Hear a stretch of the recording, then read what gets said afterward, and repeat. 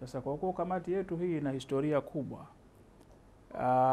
tutapenda kuwasilisha mambo mawili mbele yako. Moja ni kukueleza historia ya hii kamati, lakini la pili, Mheshimiwa Mufti atakukabidhi kitabu ambao kitabu hicho ni cha muongozo wa kamati hii ya viongozi wa dini, lakini tutakueleza kwa muktasari pia la pili yaliyokuwemo katika hicho kitabu kwa muktasari mna nini, ili nayo utapata nafasi ya kuweza kupitia, ambao kitabu hicho kimetayarishwa na kamati hii ya viongozi wa dini ambaye mwenyekiti wake ni Mheshimiwa Mufti Mkuu wa Zanzibar na katibu wa kamati hii ni Baba Askofu Kaganga.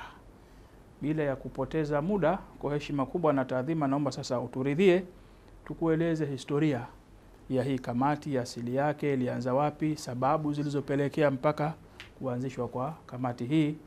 Na muomba nimkaribishe katibu mtendaji Sheikh Abdallah Talib ili atupe historia ya hii kamati. Itatusaidia sana kujua tulipo na tunakokwenda. Sheikh Abdallah, karibu sana. Jitihada za viongozi wa dini kwa ukamilifu na kuunda kamati hii kulianza baada ya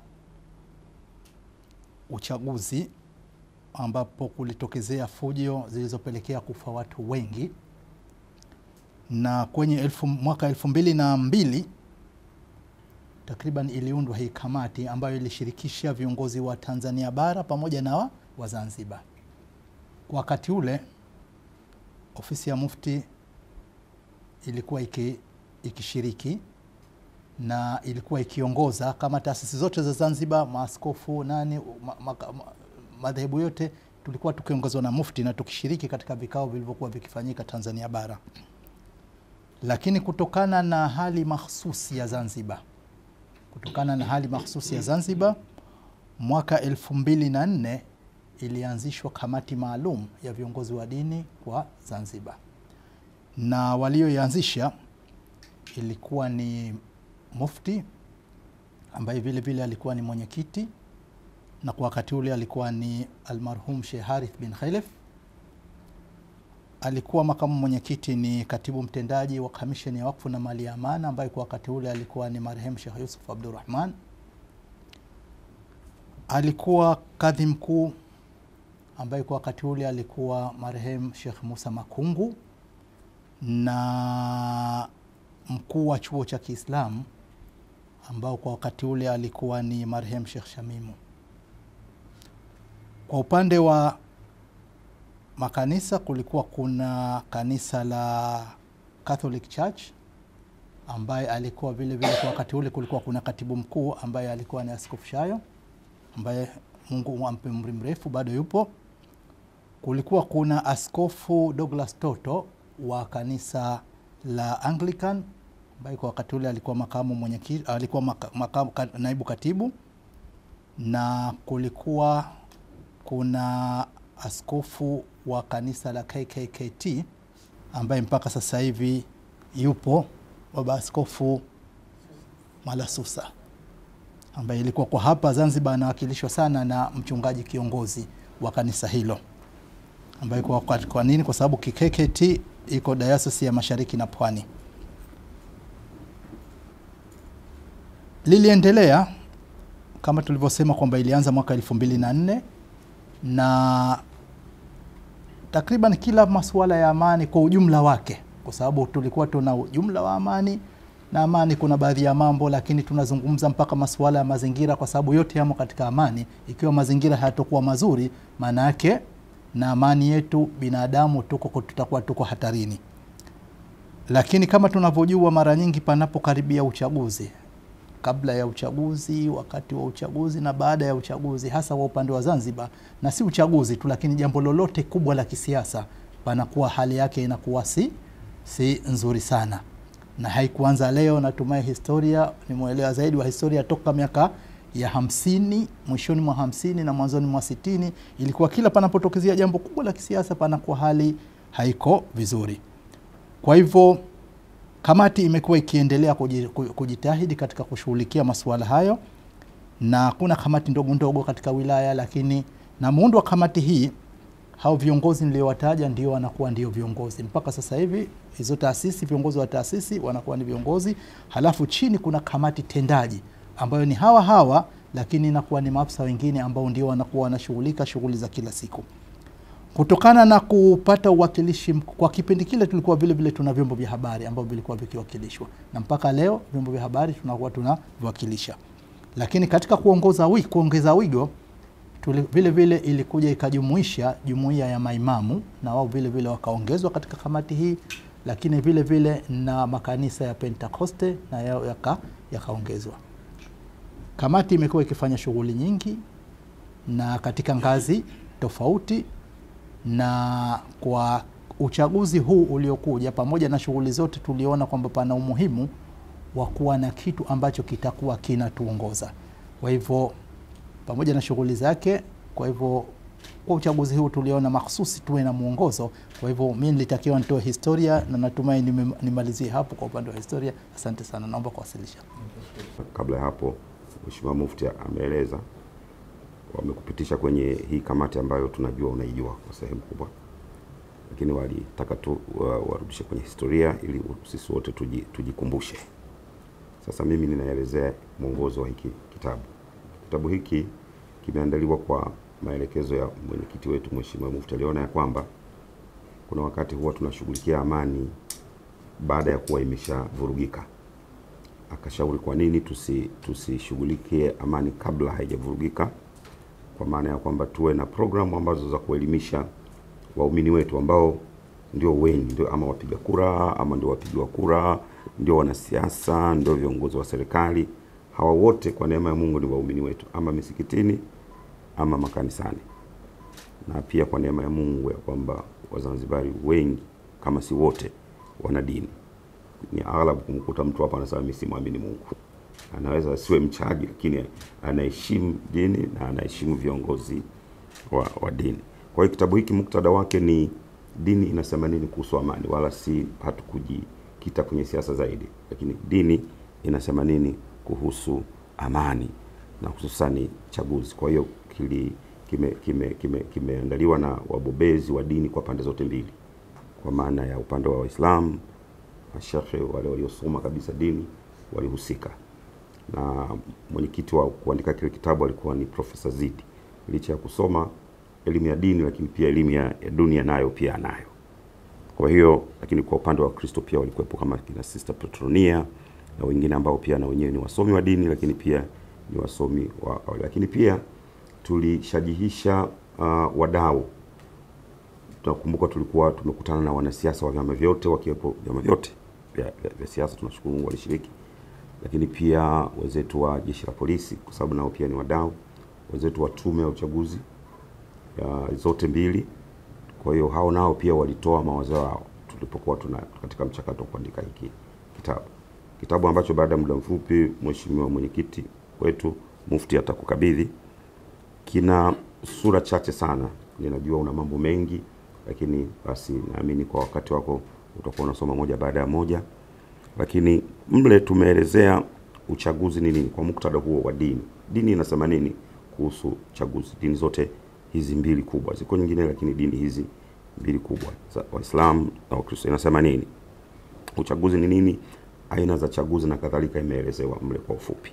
Lakini pia tumeeleza jambo la pili, tumezungumza kujitambua, ya kwamba licha ya kwamba tunaishi hapa duniani, lakini kuna maisha baada ya dunia hii.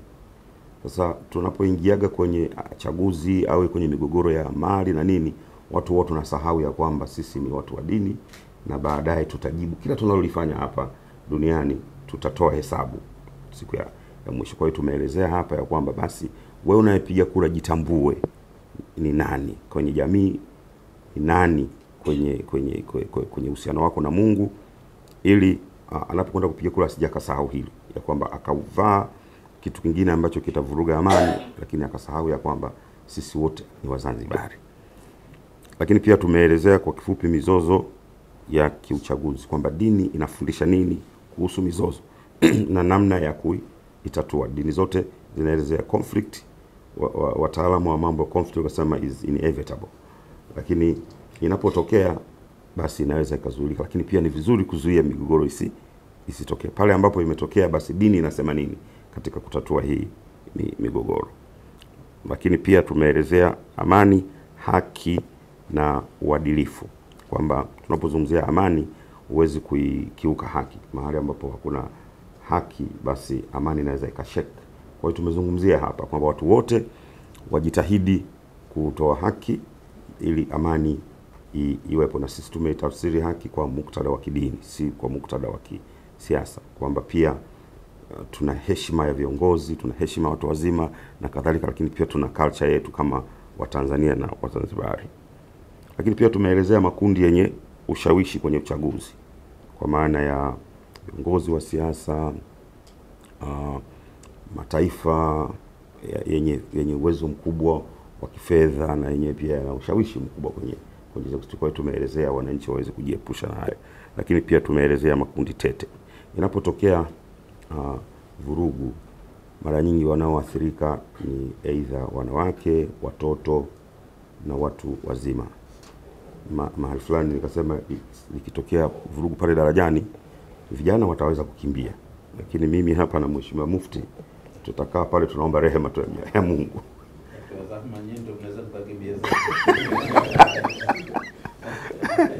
Inawezekana kabisa hapa. Maumbile ya Mungu ya ajabu baba. Kwenye mwili wa mwanadamu kuna homos, ikitoka flight unaweza ukashangaa Mheshimiwa Mufti ananipita mimi. Lakini tumeelezea mle katika hali ya kawaida ya kwamba basi wanawake, wazee na kadhalika. Lakini pia tumewasa vijana kwamba kwa kweli wao ndio wahanga wakubwa inapotokea hizi vurugu za siasa, kwa sababu wao wana nguvu, wanashiriki. Inapotokea vurugu wao ndio wanaathirika. Nyinyi viongozi wa siasa baadaye kidogo mnaelewana, lakini sisi tumeshaumia huko mtaani. Kwa hiyo tunawasa vijana ya kwamba waende wakijua ya kwamba kuna maisha baada ya nini, baada ya uchaguzi. Lakini tumeelezea pia maadili ya viongozi, na haya yote tumeelezea kwa muktadha wa dini zetu zinasema nini. Na kitabu hiki tutatumia kama mwongozo wa kufundisha. Nadhani sasa hivi imeshaanza kwenye shehia, kwenye wilaya zetu, kwenye makanisa, kwenye misikiti, kushajihisha watu, na tumejitahidi kuwa balance ya kwamba viongozi wa dini tusiwe sehemu ya conflict. Sasa wewe unayetaka kutatua mgogoro kisha kuwa sehemu ya mgogoro, hiyo imeshakuwa shida. Kwa hiyo tumejitahidi sana Mheshimiwa kuhakikisha kwamba tuko balance ili kweli tuwe na sifa ya kuwa ni kamati ya amani. Baada ya kusema hayo, Mheshimiwa, naomba nirejeshe kwa katibu wetu wa mtendaji wa Mufti ili amkaribishe Mheshimiwa Mufti akukabidhi hicho kitabu. Asante sana. Katika mwaka 2001 baada ya kufanyika uchaguzi wa 2005, sasa tunataka kwenda katika uchaguzi mwingine ufuatao wa 2005. Huko nyuma ya 2001 yaliyofanyika Pemba na maeneo mengine yalisababisha kamati hii kama ilivyozungumza Chakamba. Kamati ilikuwa kutoka 2004 huko nyuma, lakini 2001 ndio chanzo chake. 2004 ikaundwa kamati kupitia kwa viongozi wetu wakuu wa upande wa dini ya Kiislamu na Ukristo. Lakini lengo kuu la kamati hii ni kuyazuia yale ambayo yanayotokea wakati wa kampeni, wakati wa kupiga kura na baada ya uchaguzi na kupokea matokeo. Pale ndio panakuwa na machafuko makubwa, kwa sababu watu ndani ya mawazo yao, mwakilishi anasema huyo ndio atakayekuwa mwakilishi wangu, mwingine anasema huyo ndio atakayekuwa mbunge wangu, mwingine anasema huyo ndio atakayekuwa rais wetu. Kwa hivyo hapa panakuwa na vurugu kubwa katika mawazo ya wananchi. Hawa viongozi wakasema tuondeni kamati ya pamoja ya viongozi wa dini, kwa sababu wanasiasa watatumaliza.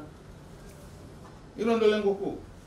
Kwa hivyo tunachotaka sisi tunazungumza, kwa sababu utafika wakati hauko mbali viongozi wa vyama vya siasa watapanda katika majukwaa kwenda kunadi sera za vyama vyao ili wananchi wawapende wawachague. Sasa pale ndio tunapotaka sisi tulizungumza hili swala la amani na utulivu vya kutosha, kwa sababu viongozi wanapokwenda katika majukwaa, chini yao pale kuna wanawake, kuna watoto wadogo, kuna watu wa imani tofauti. Sasa yale yanayotokea pale, watu wengine wanakwenda mule na mawe katika mifuko yao. Tunataka haya viongozi wetu wa vyama vikuu vya siasa muyazungumze, mnadi zile sera zenu vizuri, wananchi wapende waweze kuvichagua vile vyama ambavyo baada ya kupangwa zile sera vizuri. lakini pia kuzungumzia yale hasa yanayohusu vile vyama. Lakini ukianza kumzungumza fulani fulani fulani, na kisha mkiondoka pale wakirudi majumbani anarudia tena fulani kasema hivi, fulani kasema hivi, nchi inakuwa inakosa amani na utulivu. Kwa hivyo lengo kuzungumzia kuanzia ngazi za chini kwenye grassroots mpaka tunafika katika taifa. Hata tulipokuwa tunafanya mikutano tuliambiwa nyinyi mnazungumza na sisi, lakini ndani mkazungumza huko juu. Huko juu kukitulizana nchi nzima itatulizana. Kwa hapo sisi tukaanza kuzungumza na viongozi wote wa siasa. Tulianza kuzungumza na wagombea wa vyama vya siasa katika ngazi ya urais, tukazungumza na viongozi waliokushatiania wakachaguliwa na vyama vyao kwenda kutetea labda kwenda kugombea ubunge na wakilishi. Tumezungumza na wote, lakini viongozi wote wa Zanzibar na Tanzania bara waliogombea nafasi ya urais wote tumezungumza nao. Lengo letu nini? Tunataka amani na utulivu wakati wa kampeni, wakati wa uchaguzi na wakati wa kupokea matokeo. Kwa nini? Kwa sababu baada ya uchaguzi maisha bado yataendelea. Wako waliokuwa sasa hivi walemavu kwa sababu ya uchaguzi tu. Wako walikuwa hawana macho kwa sababu ya uchaguzi tu. Na kwa kweli kamati imefanya kazi kubwa. Kutokea 2001 yale yaliyotokea kule hajapata na kutokea mpaka sasa. Kwa sababu mpaka viongozi wakuu wa vyama vya siasa tunawaendea na tunazungumza nao. Na anasema jambo zuri. Ndio mfano mdogo tu. Mwenyekiti wa ukatutu tukasema wakafu kabla sisi wazalendo, yalipotokea uchaguzi uliopita ule, aliitwa na kamati kwa mufti pale. Pamoja na yote mheshimiwa anasemaje, utaambia wananchi wakalale barabarani? Akasema hapana, sifanyi. Ni muumini wa amani namba 1. Na kweli hali tumeiona imekuwa salama. Yale ndio tunayoyataka. Asante mheshimiwa. Ni walezi, tuna familia inayotufuata nyuma, watoto na vijana, hata wanaume. Kwa hiyo mara nyingi sie tunaumia sana kusipokuwa na amani. Kwa hiyo tunawawakilisha wanawake tukiwa na uchungu mkubwa na tukiwa na rai kubwa kwa taifa letu kwamba wakati wa uchaguzi tuchague kwa sababu tunalenga maendeleo na tulengi maslahi binafsi. Kama mtu akigombea na kwa bahati nzuri akafanikiwa, basi ni kwa maendeleo ya nchi. Kama hakufanikiwa, halikuwa na lengo jema, alikuwa na lengo nzuri, tungemuomba kwamba atulie na aliyechukua nafasi hiyo apate nafasi ya kuiongoza nchi, kwa sababu tulio wengi tunaumia ikiwa watu wataenda kugombea au kuingia kwenye siasa kwa maslahi binafsi. Kwa hiyo nimefurahi sana kwa kwenye kamati hii na nitaendelea kuomba sana ili uchaguzi wetu uwe wa haki na amani. Asanteni. Baada ya maliza uchaguzi, bila shaka watapata nafasi ya kutuongoza. Sasa watuongoze tukiwa wazima, tusiwe walemavu. Watuongoze tukiwa sio watuongoze tukiwa miguu imevunjika na huyo mkono hana na wengine wakawa wamekufa.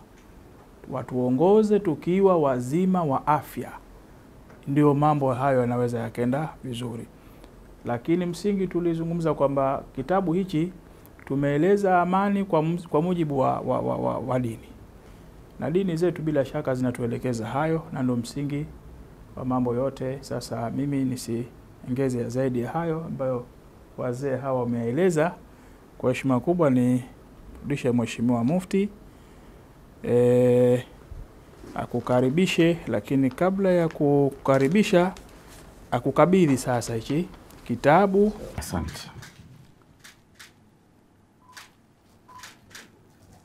Wenyeji wetu waliotukaribisha, tumefurahi sana na tunashukuru Mwenyezi Mungu Taala kwa mazungumzo yetu nana yaliyopita katika hali inaonyesha kwamba mazungumzo yetu yamepita katika hali ya amani na utulivu.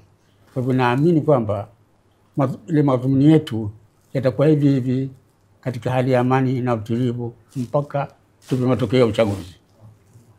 Kwa hivyo kutoka na hayo basi, mheshimiwa, washazungumza mengi watu, tunaomba inshallah nasaha zako zenye kupamba ukumbi wetu huu na kufurahisha mioyo zetu, na sio kufurahisha tu lakini kutuliza mioyo zetu ili tuweze kuingia katika katika ili tuweze kufanya kazi yetu hii ya kuhubiria amani si wenyewe binafsi katika msikiti, makanisa na masokoni. Kwanza niungana nyewe kumshukuru Mwenyezi Mungu Subhanahu wa Ta'ala. Alhamdulillah, nalipata salamu hizi nikasema hili jambo la kheri, basi tutafute muda, lakini bahati mbaya tulipotafuta muda mara ya kwanza pale hatukuweza kupata wasaa.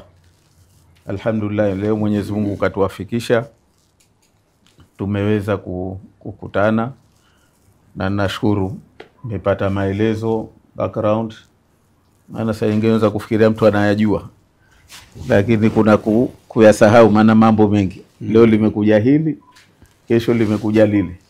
Kwa hiyo inawezekana ni jambo ambalo ni kweli ukikumbushwa kama hivi ndio unakumbuka yes. Lilitokea hili jambo lilikuwepo. Kwa hivyo nashukuru kwa hilo.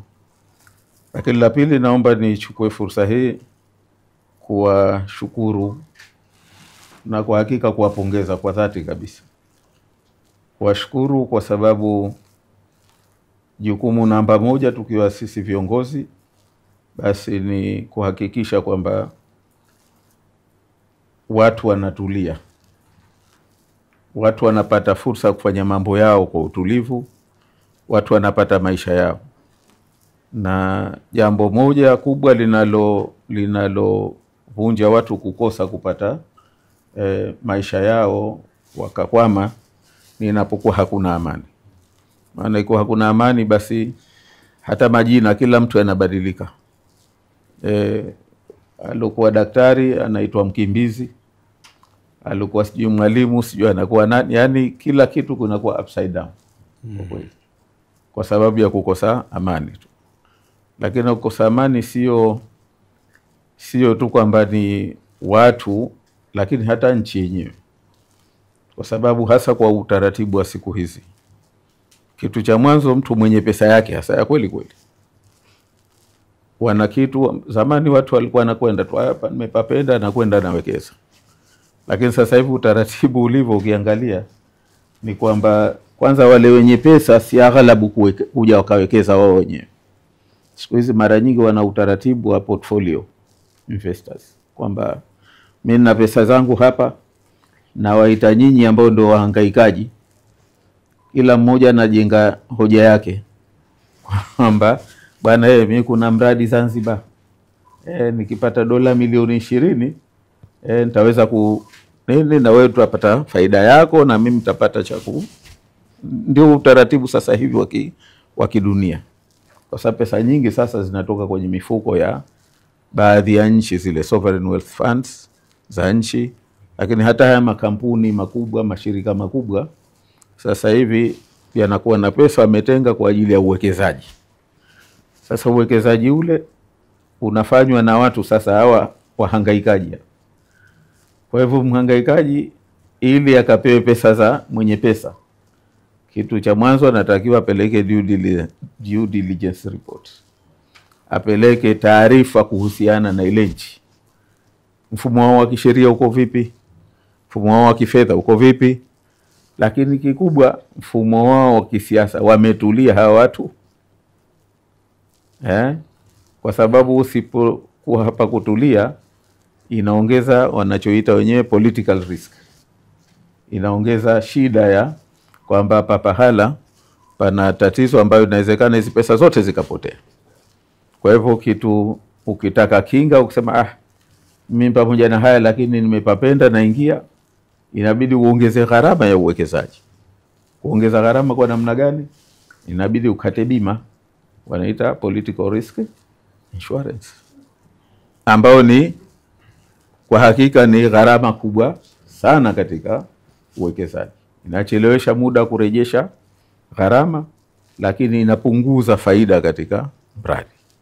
Kwa hiyo ndio maana ukuta hasa watu wenye pesa zao kweli mnapokuwa hamna amani, mtawapata wale off-roaders, yani wale ambao wanaweza kwenda kutembea popote pale.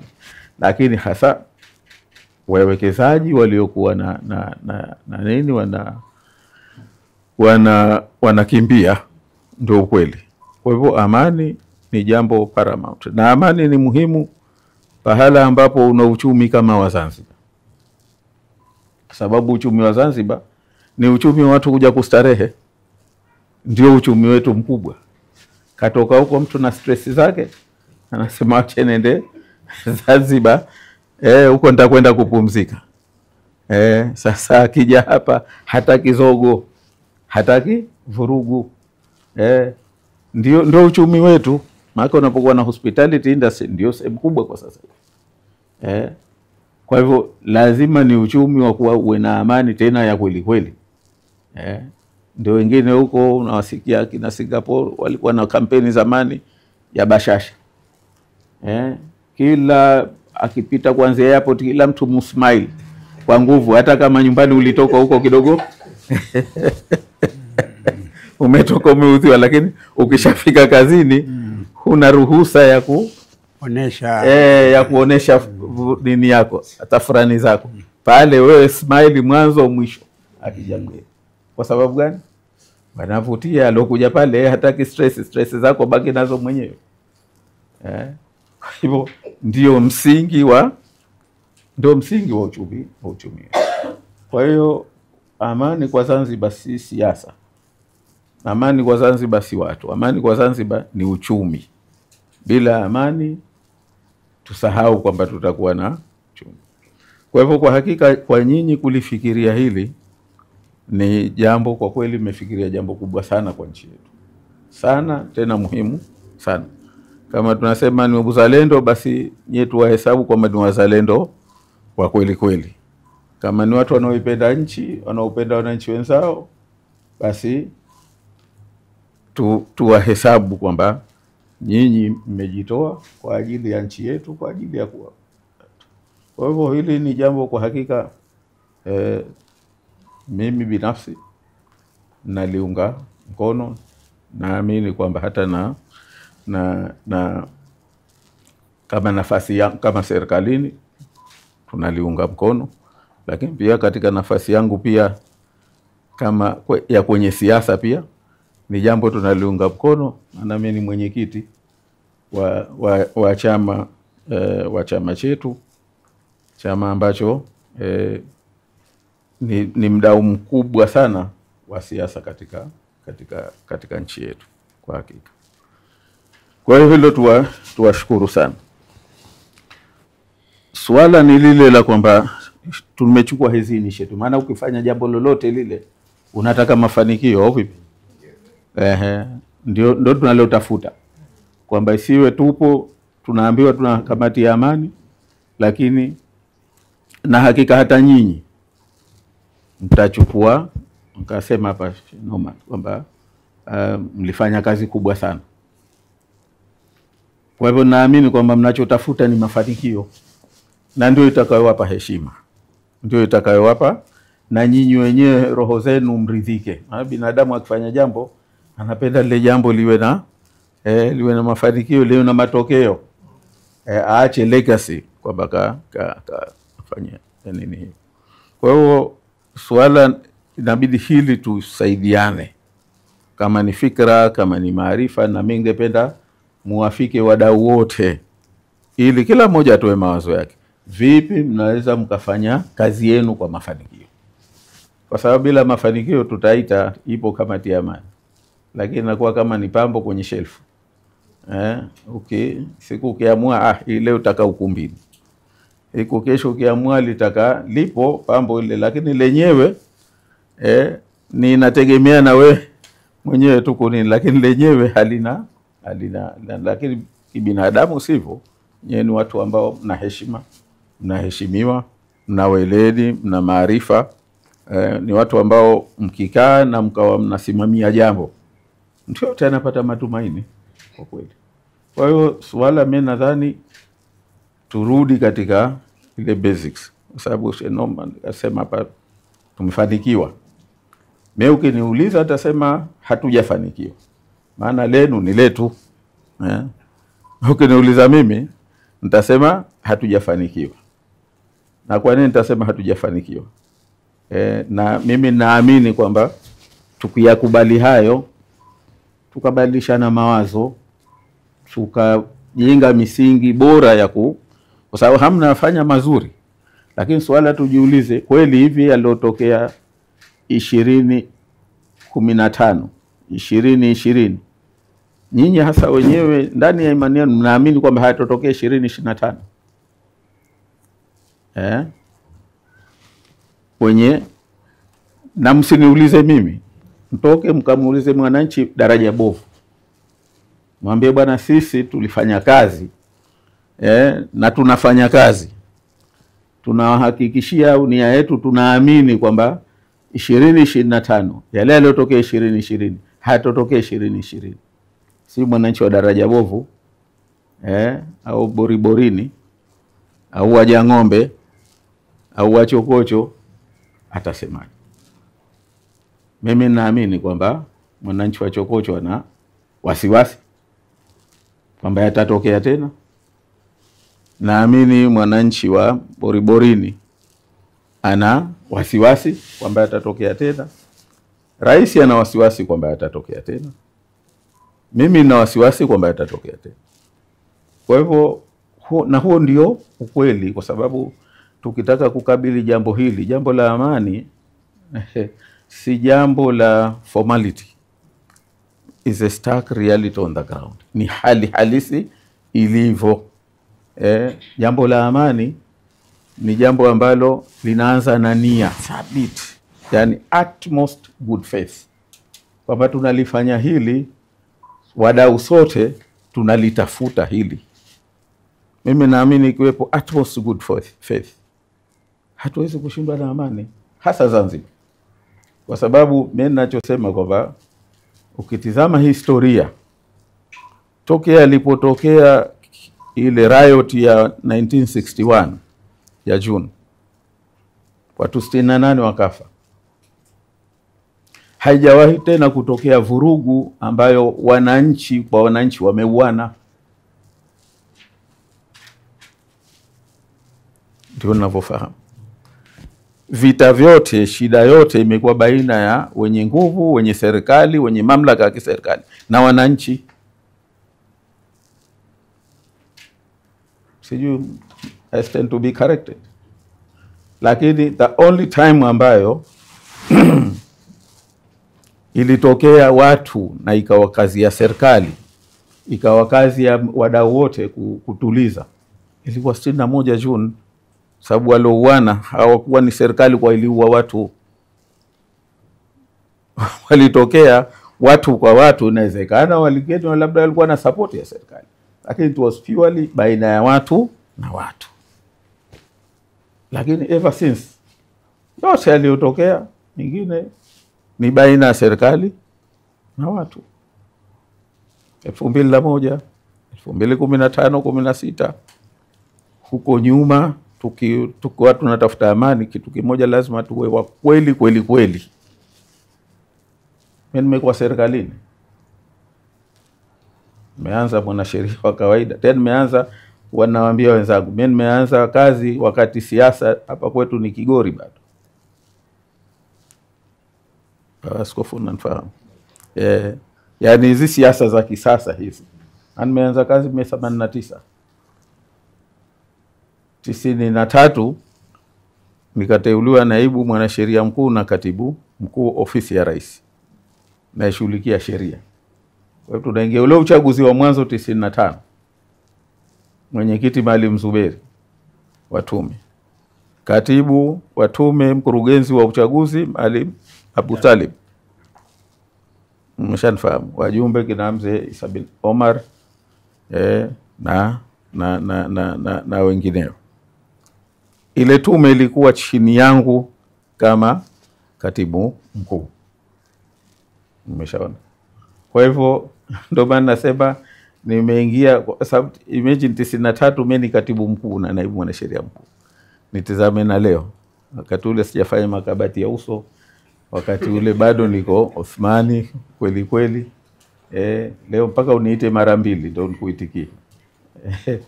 Umeshaona. Sasa nayafahamu haya. Tumetoka kwenye siasa ambazo serikali ndio tulikuwa kisponsor watu wa kufanyia hujuma watu ili baadaye wapate wapigwe. That's where tulikotoka. Ndio ukweli.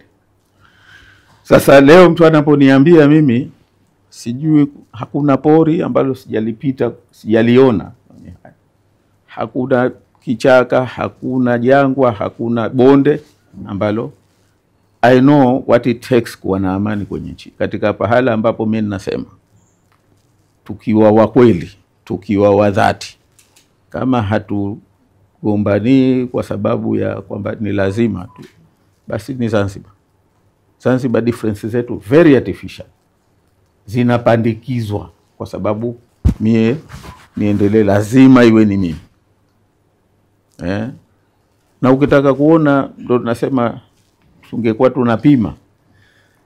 Tuna bahati nzuri sisi, Mheshimiwa Mufti, tuna bahati nzuri, tuna Waafrika wenzetu. Maana unaweza kujuza lakini hii ni Afrika hatui, au vipi? Unaweza kusema hivyo labda Zanzibar, kwa sababu leo mpaka leo tuna struggle ya kwamba uchaguzi 2025 watu wasije wakafa. Sio kwamba kusiwe na rigging. Uchaguzi duniani pote inakuweko level amount ya rigging, lakini tuna struggle watu wasije wakafa. Lakini tuna Afrika wenzetu, Afrika Kusini ni wa Afrika kweli kweli. Sisi tunawashinda kwa Afrika Kusini. Eti jamani tuambizane. Tunawashinda, hatuwashindi kwa Afrika. Lakini kwa sababu kama ni vita, wamekuipata nchi ile kwa vita, wamepigana miaka 70 tokea 1912. Mpaka wamekuja kupata weni kwamba sasa ni nchi ya wote 1994. Last year wamefanya uchaguzi. ANC chama ambacho ukisema ndio chenye nchi, ndio chenye Afrika Kusini, chama cha Mandela, ndio waliopambana, ndio waliouliwa wengi mpaka wakaipata ile nchi. They made a lot of sacrifice. Ni ANC, si ndio? Wamepigwa mwereka. Naambia watu hawakuwapa ridhaa ya kwamba waendeshe serikali, wapata 40% ya kura, si ndio? Lakini je, walirudi wakafanya ubabe? Waliheshimu? Wameunda leo GNU ina vyama 10. Ina vyama 10 GNU yao.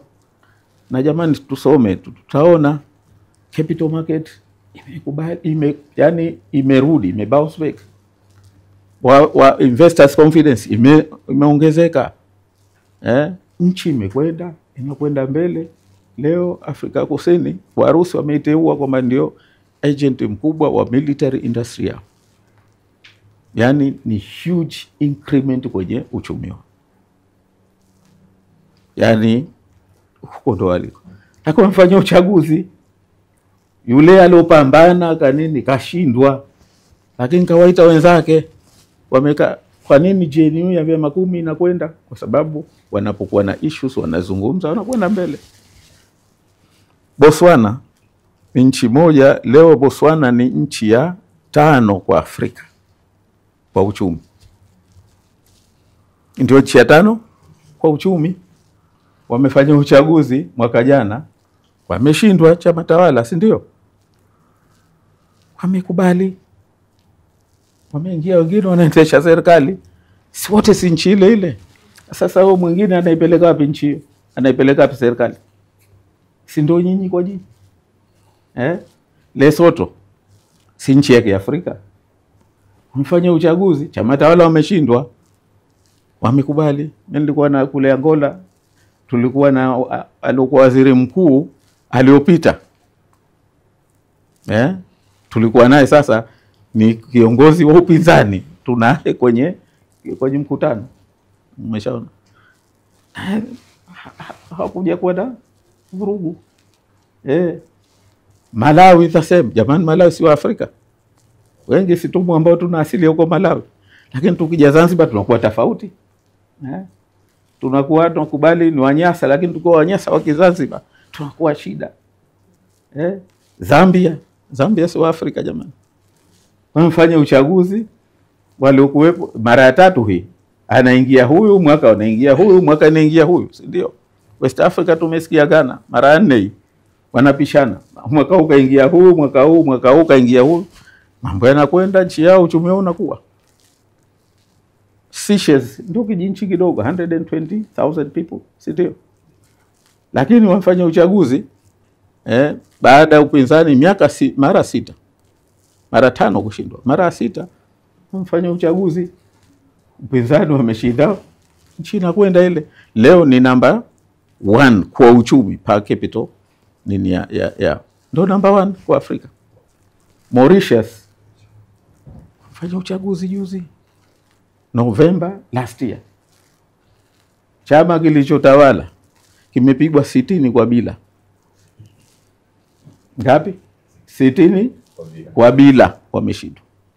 Maana yake wale wana majimbo 20. Kila jimbo wabunge 3.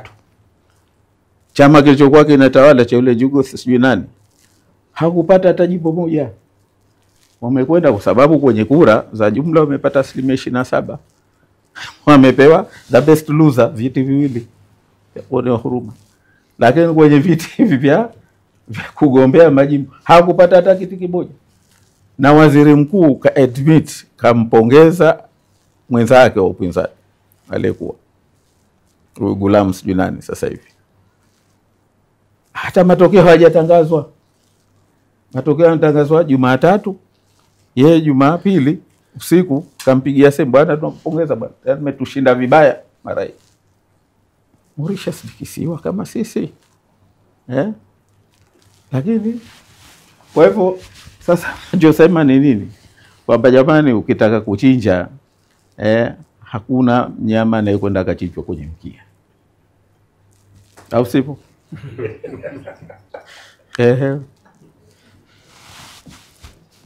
Niambieni kama nakosea. Kwenda ukakata sikio ukasema unishamchinji. Au ukakata mguu ukawa hachinjiki. Utakuwa umemtoa damu. Lakini huyo huja mchinja. Ukitaka mchinja sote tunajua wapi pa kuchinja. Sasa na mimi nirudi nimalizie kwamba uchaguzi kwanza sio unprecedented, tofauti na labda na vitu vingine. Yaani haujaja tu uchaguzi siku zote ni precedented, yaani una yaliyotokea nyuma, na ambayo ni mafunzo makubwa ya kwamba ndio maana nasema watu wana wasiwasi, kwa sababu uchaguzi ni precedented. Wana precedents huko nyuma yaliyotokea 2000 ngapi 2000 ngapi ya 20 tulikuwa ni kitu kibaya sana kwa kweli, kwa sababu watu 21 kuuliwa si masara kwa Zanzibar. Tukaachiwa yatima 38, vizuka 14. Watu wale waliopata ulemavu wa kudumu ndio waliosema kwamba kuna watu sasa hivi leo ni walemavu. Sema shemu 18. 47 sisi tumewatibu kwa muda mrefu. Tumewalipa fidia watu 600 wale waliopata maafa makubwa. Tuna watu karibu 1200 ambao kwa namna moja waliathirika, lakini tumeshindwa kupata resources za angalau kuwatuliza na wao. That's what tulichonacho. Kwa nini yakatokea yale? Yale tumeona kwamba baada ya pale tumefanya juhudi, tumeingia kwenye GNU mahali sasa hivi tunafanya mwaka huu uchaguzi kwa mara ya kwanza. Tunafanya uchaguzi kwa miongo hii yote bila kuwepo Maalim. Tusione kwamba ni Maalim ni Maalim. No, it is more than just Maalim. Maalim alikuwa kama ulivyosema kwamba amefuata akasema mimi si muumini mkubwa amani, na kweli alikuwa, lakini swala hao wenzake waliuona uungwana wake ni uungwana, waliuona ni kitu chengine. Ndio tunachokisema kwamba yale yaliyotokea tumekuja tukafanya chaguzi ndogo. Tumefanya uchaguzi mdogo wa Konde. Amani mimi kwa sababu hata tusione hawa vyombo wallahi kuna wengi ndugu zetu wamechoka, kwa sababu mtu ana naini binadamu, wengine wanafanya kazi mtu anajiona kishokutu ana staff. lakini ana nini? Anajiona kila siku anaingizwa kwenye majanga. Konde tumefanya uchaguzi, tumehesabu kura, zinajulikana kwamba mgombea wa kafu wa ACT kapata hizi. Wallahi yule msimamizi wa uchaguzi kenda kuandika tu kwenye karatasi zile za kaandika anazotaka yeye, kamtangaza mgombea wa CCM kwamba nini. Na hayo yalikuwa chini ya usimamizi wa watu ambao wana mamlaka. Mungu alichotujalia ni kwa sababu hawa waliochoka walituambia mapema, baadaye kule kutakwenda kutokea hivi. Na mimi binafsi yangu nikafuata Rais Samia, nikamwambia mheshimiwa, utakwenda kuharibika Konde. Akaniambia ufanye kuharibiki. Nikamwambia kuna kwenda kuharibika, una macho mengi, una kila kitu, lakini mimi ninakwambia kwa sababu wanaofanywa na watu wako mengine hamuyajui. Yakatokea yale. Kaja hapa rais pia nikamwandikia Mheshimiwa Rais. Lakini ikatokea yale. Tumekwenda uchaguzi mdogo Mtambwe. Afanywa vitu vya kitoto kabisa, vya so childish kwa kweli. Utafikiri kama tumesahau kama 2020 tulitokewa na. Utafikiri kama tumesahau kama tumeingia tumeunda GNU ili turekebishe tujenge yale ambayo yalitokea 2020. Leo uchaguzi is a chain. Uchaguzi sio kama hichi kitabu, it doesn't stand alone. Uchaguzi ni chain. Unaanza na chombo kile kinachosimamia uchaguzi. Watu wawe na confidence nacho. Sisi ndo mahodari, tuna watu humu washabiki wa mpira. Lakini wakicheza Simba na Yanga, cha mwanzo wanamtizama referee nani? Kayoko sijui nani? Anaitwa Joli. Kayoko, hauna? Tumekwisha. Na huwa zogo kweli kweli. Lakini akiingia uwanjani akifanya utumbo, si anachukuliwa hatua? Sasa ikiwa inahitajika fairness ya hali ya juu, wanahitaji watu wawe na confidence kwenye kuchezesha mtu anayechezesha mechi ya mpira tu. Leo katika kuchagua kiongozi wa nchi, don't we need fairness? Bila fairness unaniambia wewe kwamba wewe tutakuwa na amani? Huwezi kuwa na amani kwa Mkapa ikiwa refa ataboronga. Tutakuwa na amani kwenye nchi ikiwa wasimamizi wa uchaguzi wataboronga? Na tayari they are made imani yao kwamba wao hawako pale kufanya fairness. Sasa tunaposema leo sisi tukada tusubiri kampeni, huku sasa hivi kumeshaharibika. I think bado narudi pale pale kwamba naamini kwamba you'll be very proud of it, ya kazi yenu. Kila mtu anatamani mfanikiwe, lakini msimchinje ng'ombe kwenye sikio. Tusimchinje kwenye sikio. Hivyo leo itazameni nyenye, just ndio nasema inahitaji utmost good faith. Kweli mtu ambaye mfano 2020, kwa sababu haya si mambo ya kusingiziwa, yapo. 2020 tulishiriki uchaguzi na mkurugenzi kaja anajua kura za urais mfano hazikuhesabiwa, anamletea agent fomu ajaze, hawajafanya tallying ndo kama utaratibu unavyotaka, na kwa maneno yake jeli kabisa. Huyu unaambia wenzetu kwamba jamani, huyu hivi hakuna wadanganyifu, hakuna wanaoweza kufanya danganyifu mwingine hapa Zanzibar isipokuwa huyu, kwa sababu wako jana wanamsema sabuni ya nongo ni nongo. Maana yake mnajua? Maana yake kitu hataki, kama nguo ni chafu basi ushaka na muda mrefu bora upate chafu nyingine, lakini sio ile. Sasa na hii nayo ndo nasema inaondoa confidence. It's a question ya kwamba wana na haya. Kama kiongozi huhitaji uambiwe, unahitaji mwenyewe. Maana tunakwenda msikitini, tukifika msikitini kwenye Ijumaa tunahimizwa yepi matatu Mwenyezi Mungu anawataka fanye, yepi matatu tujiepushe nayo. Kwa hivyo tunahimizwa kila siku ya Ijumaa. Sasa na sisi tunachosema kwamba ukiwa kiongozi ni dhamana kubwa sana. Kiongozi wa pahala ambapo pameharibika, kiongozi wa pahala ambapo watu wamekata tamaa, kiongozi wa watu ambao wanyonge, angalau kuwanyosha wakawa na amani tu bwana. Mimi mara nsikope, maana mwingine akiwa na amani mama ntilia atakwenda kukopa afanye vitumbua vyake. Kama hana amani sasa, kwa huko uchaguzi unakuja, mimi kwanza sikopi, atakufa na njaa. Kwa hiyo ninachosema, tunajua sheria ya uchaguzi yenyewe matatizo yake. Sasa leo tukisubiri wakati wa kampeni, matusi yatazidi, kwa sababu hawa watu hawafanyi kazi katika mfumo ambao umeandaliwa uwe kweli. Leo hivi tunapozungumza, amani kama nyinyi hamna nini, au kama mnataka mimi niwape watu wale walioathirika 2020, naamini wengine hamtoweza kuwasikiliza wale walioathirika 2020. Mimi naamini 100% kuna watu humu hamtoweza kuwasikiliza. Mkiwasikia waliofanyiwa 2020,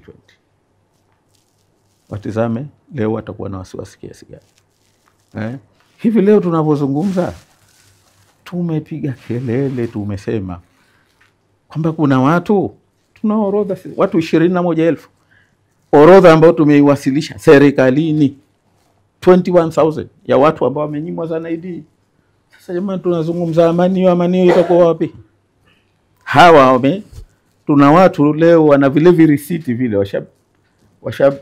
washakwenda kuandikishwa zana ID, wapewa virisiti, zana ID zao zimezuiwa maksudi kwenye jimbo moja tu la Gando, watu 4,000.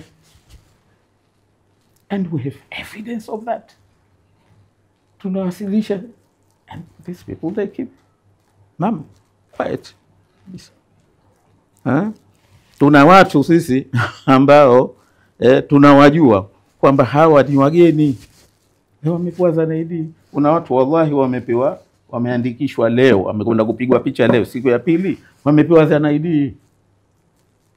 Tuna zana ID za watu ambazo wanastahiki, au wenye virisiti sijui nini, wallahi ziko kwenye ofisi za zana ID za kwa masheha, kwa nani, zimezuiwa, watu hawajapewa. Simple, kwa sababu wasiandikishwe. Ishanifa na mengi mengine. Nachotaka kusema tu, tusimchinje kwenye sikio. Hapa tukikubali wenye dhamana kunyooka, kutenda haki, kama hatukusudii kutumia nafasi zetu kuwanyima, hatufanyi hii dhulma inaofanyika sasa hivi. Jamani, hapa amani, mbona mimi nasema kwamba katika pahala ambapo ni parahisi kuwa na amani. Maana watu wetu alhamdulillah, sisi watu wa kutosheka na kitu kidogo.